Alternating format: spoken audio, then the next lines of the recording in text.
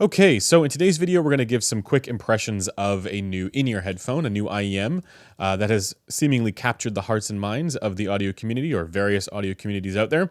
I'm talking, of course, about the Xenns Top Pro. This is, of course, the legendary brand behind products like the Mangured T, which, of course, everybody knows and loves. I mean, if you know about the Mangured T, drop a comment below, because that means you're cool. Yeah, this has generated some interest in the communities, and so I figured I would give some impressions and talk about it. Let's go. Okay, just as we get going here, this unit was provided by Linsole for review. A big thanks to Linsole for letting me check it out. And as always, these videos are made possible by headphones.com, so if you want to support what we do here, consider supporting us by checking out headphones.com the next time you're in the market for a new pair of headphones or related audio product. So without further ado, let's get going and give some impressions of the Xenns Top Pro. And I do want to give you guys a bit of a heads up that I have actually just briefly listened to this product, and I'm going to listen to it more over the course of this video and let you guys know what I think. And there'll be some measurements to follow as well. So what do you get with the Xenns Top Pro? I keep wanting to say Mangured Top Pro, but that's not what it is. It says Xenns Top Pro here.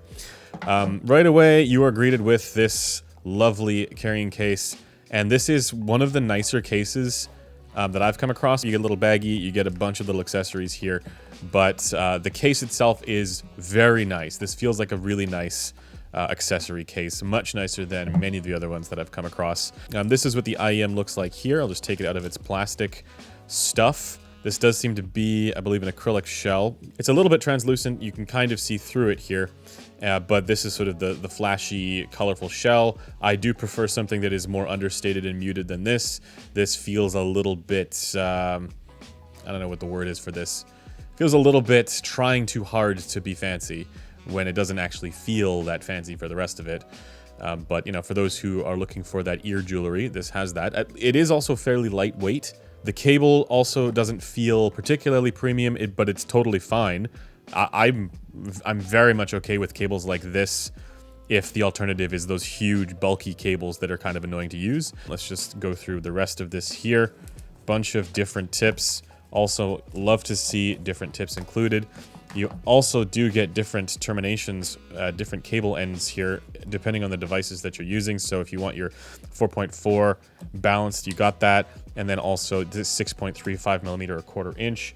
All right, quickly, let's talk about the tips here. There's sound balance, sound insulation, and noise reduction. And then you get strong atmosphere and low frequency cohesion.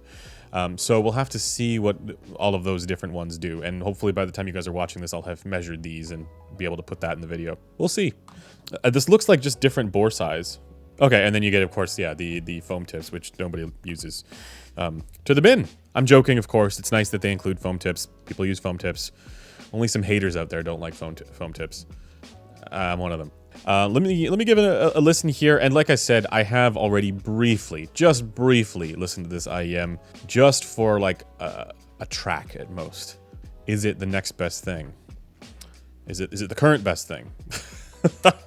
We'll find out. I'm gonna be running it here with the BASSY Audio DS2, which has served me well. I do actually have my test tracks, and I will link those in the description for anybody who wants to check out what I'm listening to, but I have something in mind specifically for this one, and it is Adam Baldich Legends.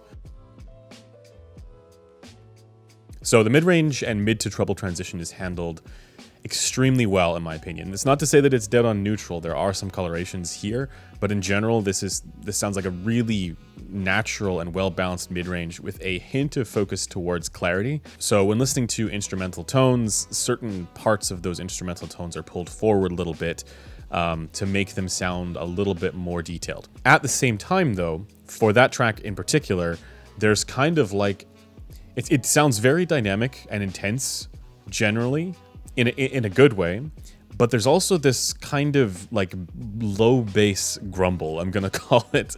It almost kind of sludges things up a little bit, and I'm not a fan of that for this track. There's also definitely some upper treble shimmer that is creeping through. So far, you know, I like what I'm hearing. There are some colorations here that are not entirely unenjoyable. Some of them I think are really, really well handled. Others maybe not so much. So let's keep listening. Change the World by Eric Clapton. It's the track that'll disqualify things for me. Yeah, and then right away I can hear there's this sort of upper treble shimmering quality that a lot of these IEMs tend to go for. It has that sort of like new meta kind of sound.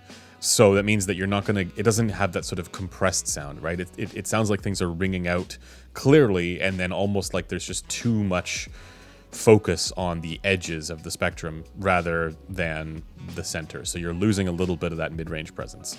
That's actually really balanced and well done here. And one of the benefits of this kind of sound signature is that you can turn up the volume quite a bit. Be careful with how loud you listen, but you can turn up the volume and it's not going to be fatiguing because, again, what's emphasized here is the low bass and the upper treble. I'm gonna listen to some heavy metal here. Empire by Wheel. Yeah, for this works great. I wouldn't say it's my preferred way to listen to that kind of music, but it does quite a bit better for that kind of music than some of the more kind of jazz-focused stuff I was listening to before, where upright double bass tones have that, again, I'm calling it a grumble, whatever that means. You know, even though it doesn't sound super bloated or muddy or anything like that, like the mids, you can still hear them. There's just a kind of like, almost like a looseness to the bass that I'm not thrilled by, so this is a bit of a give and take here. All right, let's try something a little bit more upbeat. Let's try Playing God by Polyphia.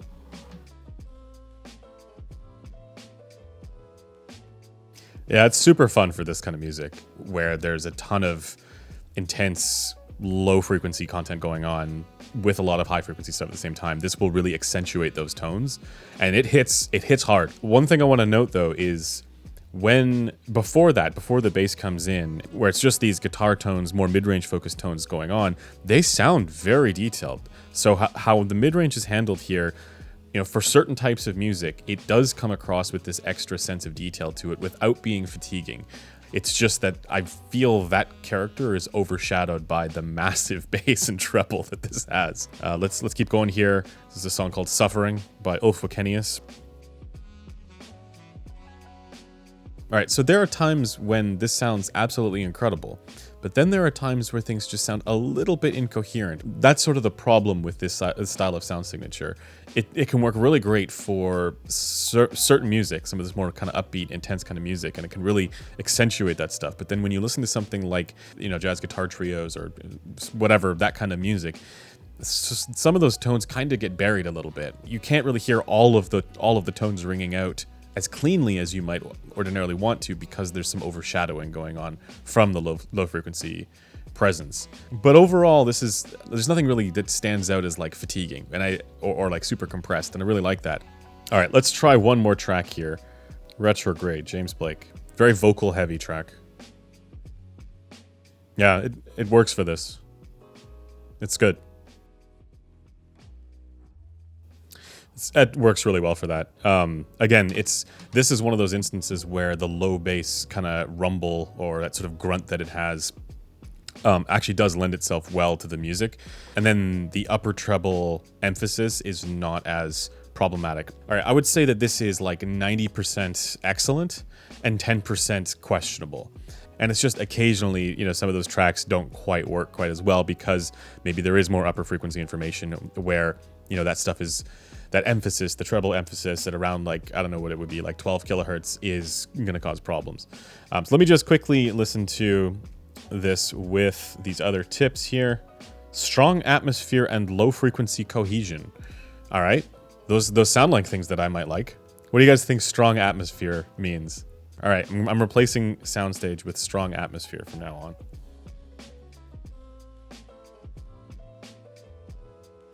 It's interesting. One thing I'm noticing is that there's just occasionally a little bit of sibilance creeping through. I didn't quite notice that as much with these. So I'll have to do some measurements here and then I will put them in the video and then you'll be able to see. One thing I just want to note here is that the comfort is pretty good.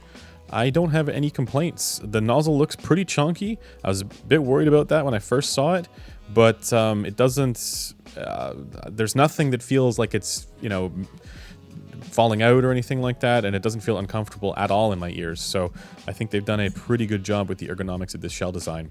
Okay, so that basically does it for the impressions here. I'm going to throw the graphs on the screen, but just subjectively, I think this is a fairly competent sounding product. I think it's one that it follows that sort of new meta style of tuning reasonably well, but it falls into the same traps that most of the products that are aiming for this kind of sound signature also fall into, which is that they end up being too V-shaped, too U-shaped, too much bass and treble, overshadowing the best parts about it, which is the mid-range.